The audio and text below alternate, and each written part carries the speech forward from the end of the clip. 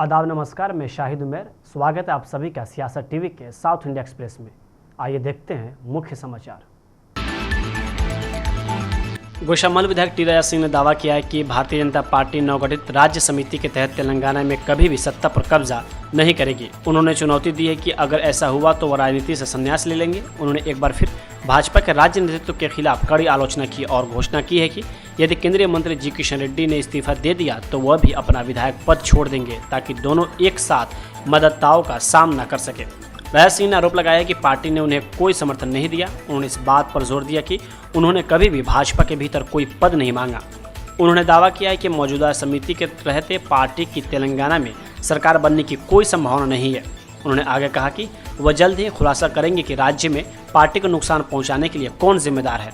उनके अनुसार दिल्ली के नेता उनसे अक्सर बात करते थे और उन्हें हमेशा केंद्रीय नेतृत्व का आशीर्वाद प्राप्त था। राजा सिंह ने कहा कि वह तेलंगाना इकाई के घटनाक्रम को समझाने के लिए व्यक्तिगत रूप से आलाकमान से मिलेंगे। गोशामल विधायक ने दोहराया कि वह भाजपा के साथ बने रहेंगे और बीआरएस या कांग्रेस में शामिल होने से इनकार किया।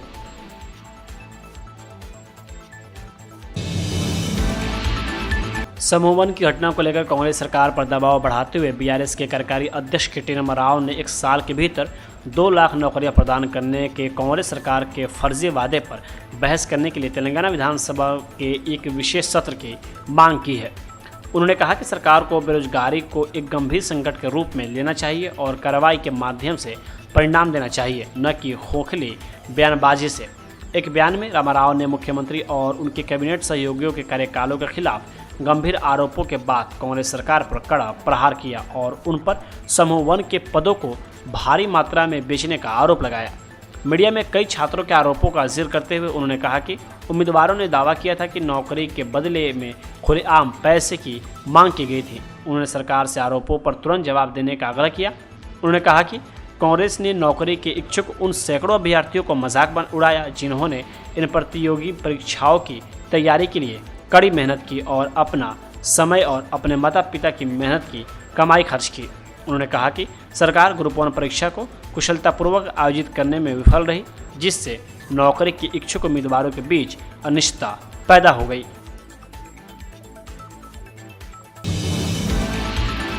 आज तेलंगाना के सिद्दीपेट जिले में यूरिया खरीदने का इंतजार करते समय एक महिला किसान बेहोश हो गई। यह घटना सिद्दीपेट के दुबक्का शहर में हुई। घटना का एक वीडियो सोशल मीडिया पर तेजी से वायरल होने लगा, जिसमें सीतम्मा नाम की किसान बेहोश होकर गिर पड़ी हैं, जबकि आसपास खड़े लोग उसे बचाने की कोशिश कर रहे हैं। वहां खड़े कुछ लोगों को यह देखते हुए सुना जा सकता है कि चलो उसे अस्पताल ले जाए। कुछ अन्य किसानों ने तेलंगाना में यूरिया की कमी पर चिंता जताई है। यूरिया खरीदने के लिए इंतजार कर रही एक महिला ने कहा, मैं यहाँ काफ़ी देर से इंतजार कर रही हूँ, यूरिया नहीं आया है। तेलंगाना में यूरिया की कमी को लेकर परेशान किसानों का बड़े पैमाने पर विरोध प्रदर्शन देखने को मिल रहा है। कई लोग प्राथमिक कृषि ऋण समितियों के सामने घंटों लंबी कतारों में खड़े देखे जाते हैं।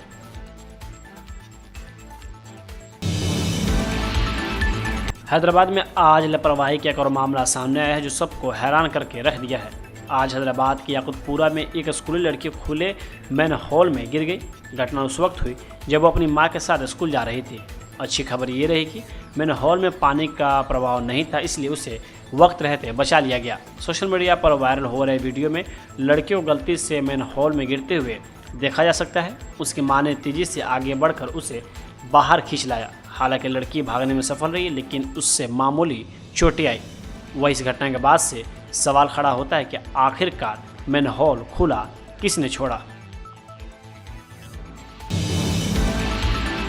केंद्रीय कोयला और खान मंत्री जी किशन रेड्डी ने कहा कि अमृत भारत स्टेशन योजना के तहत हैदराबाद के हाईटेक सिटी रेलवे स्टेशन पर 80% विकास कार्य पूरे हो चुके हैं।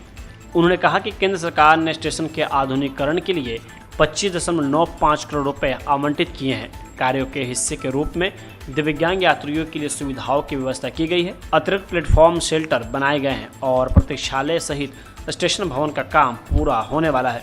उन्होंने आगे कहा कि प्लेटफॉर्मों पर यात्रियों की आवाजाही को बेहतर बनाने के लिए 12 मीटर चौड़ा एक नया फुट ओवरब्रिज बनाया जा रहा है। किशन रेड्डी ने रेखांकित किया कि प्रधानमंत्री मोदी के मार्गदर्शन में केंद्र देश भर में रेलवे स्टेशनों के आधुनिकीकरण और उन्नयन के लिए प्रतिबद्ध है। कांग्रेस ने आज प्रधानमंत्री मोदी पर मोहन भागवत पर लिखे उनके लेख को लेकर निशाना साधा है और कहा कि आरएसएस प्रमुख को उनके 75वें जन्मदिन पर अतिशयोक्तिपूर्वक विशेष संदेश संघ नेतृत्व का पक्ष लेने की एक हताश कोशिश है।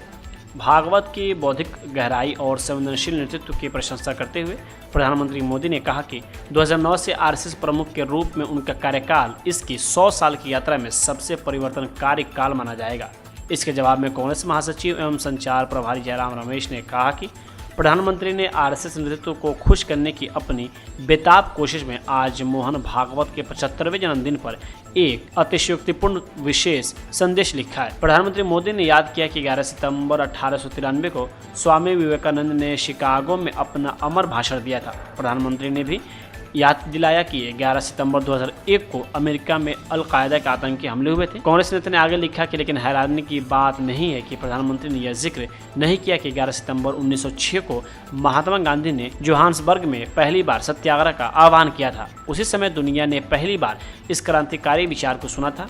बेशक प्रधानमंत्री मोदी से सत्याग्रह की उत्पत्ति को याद रखने की उम्मीद करना बहुत ज़्यादा हो सकता है, क्योंकि सत्य शब्द ही उनके लिए अपरिचित है।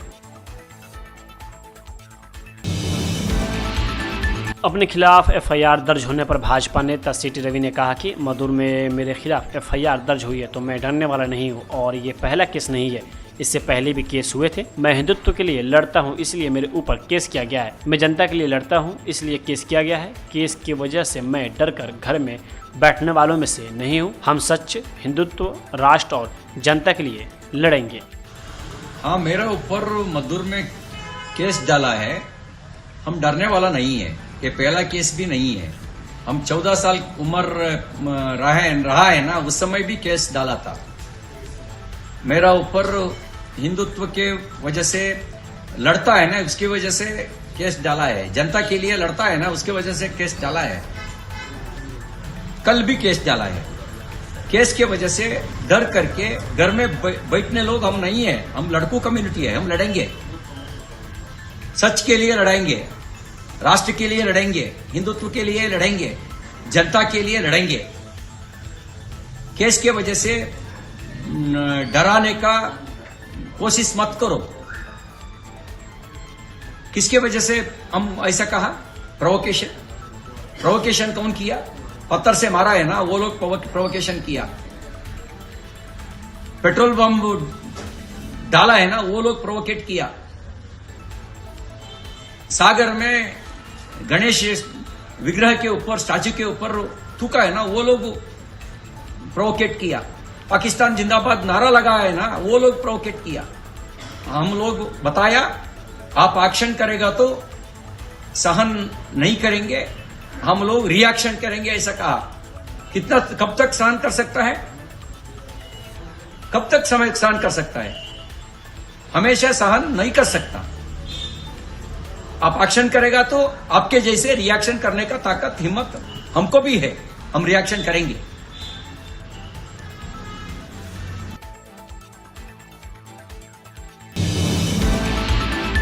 तमिलनाडु में 1989 में महिलाओं को संपत्ति में समान अधिकार देने वाला कानून पारित किया गया था। इस कानून को यूपी में भी पारित करने के लिए सरकार की तरफ से विचार किया जा रहा है। हालांकि इस विचार पर अब डीएमके ने बीजेपी पर हमला बोला है। उन्होंने कहा कि विवादित बेटियों को उनके पिता के कृषि भूमि में समान अधिकार देने के विचार पर विचार कर रहा है, जबकि तमिलनाडु ऐसा 35 साल पहले ही कर चुका है। तमिलनाडु के सत्तारूढ़ डीएमके ने आज उत्तर प्रदेश की आलोचना करते हुए कहा कि वह अब विवाहित बेटियों को उनके पिता की कृषि भूमि में समान अधिकार देने के विचार पर विचार कर रहा है। डीएमके ने कहा कि 35 साल पहले ही तत्कालीन मुख्यमंत्री एम करुणानिधि ने राज्य में हिंदू कानून में संशोधन करके महिलाओं को अधिकार दिए थे। डीएमके के आधिकारिक मुखपत्र मुरासोली ने कहा कि उत्तर प्रदेश को अब एहसास हुआ है कि 35 साल पहले दिवंगत डीएमके संरक्षक करुणानिधि ने क्या किया था। उन्होंने 1989 में हिंदू उत्तराधिकारी अधिनियम में संशोधन करके पारिवारिक संपत्तियों में महिलाओं को समान अधिकार दिए थे।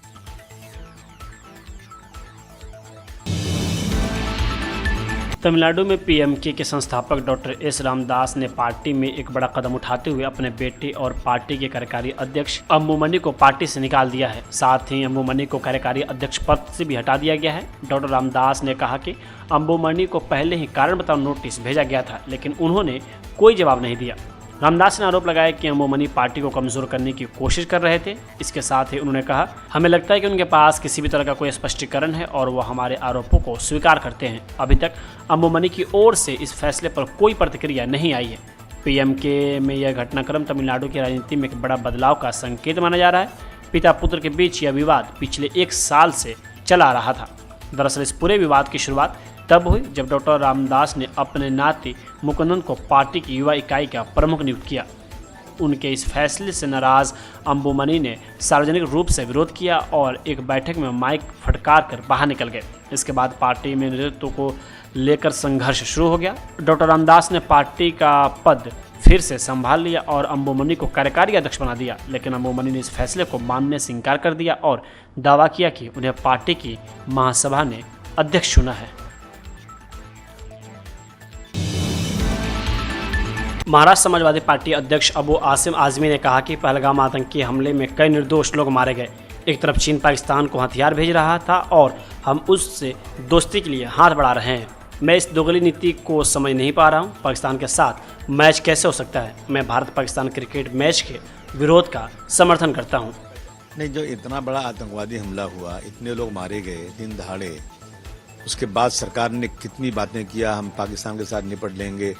140 करोड़ जनता खड़ी थी सरकार के साथ में, और टर्की ने सिर्फ ज़बानी सपोर्ट किया पाकिस्तान को। टर्की से अपना ताल्लुक, उनका यहाँ पे जो सामान आता है वो खरीदना नहीं, उनसे ताल्लुकात तोड़ जा रहे हैं। एक तरफ चाइना जो है पाकिस्तान को सपोर्ट कर रहा है, हथियार भेजा, उससे दोस्ती की जा रही है। ये दोगली नीति मेरे समझ में बात नहीं आ रही है। और दूसरी तरफ पी चिदम्बरम साहब का स्टेटमेंट था कि क्या ये आतंकवादी पाकिस्तान से आए थे, कोई प्रूफ इसका है क्या, यानी वो आए थे या नहीं है, तो उस पर भी शक शुबा हो रहा है। बहुत सारे लोग इससे तरह बातें कर रहे हैं। और उसके बाद पाकिस्तान के साथ इस तरह मैच खेलना, मैं समझता हूँ ज़रूर दाल में काला कुछ न कुछ। इस तरह से बातें करना, जिस मुल्क से हमेशा आतंकवादी हमले होते हैं, जिसे सरकार कहती है, मैंने कहा था कि अगर पाकिस्तानी आतंकवादी हैं तो मेरे खिलाफ बहुत बोला। अगर आपने कैसे बोल दिया भाई? अगर बोला मैंने तो अगर ये सच है कि आप पाकिस्तानी हैं तो फिर उनके साथ मैच कैसे हो सकता है? जो संजय राउत साहब कह रहे हैं, बिल्कुल उनके खिलाफ इस तरह से उनको जो वो एजिटेशन कर रहे हैं, मैं इसको सपोर्ट करता हूँ। साउथ इंडिया एक्सप्रेस यहीं होता है समाप्त। मुझे दे अब इजाज़त। बाकी खबरों के लिए बने रहें सियासत टीवी के साथ।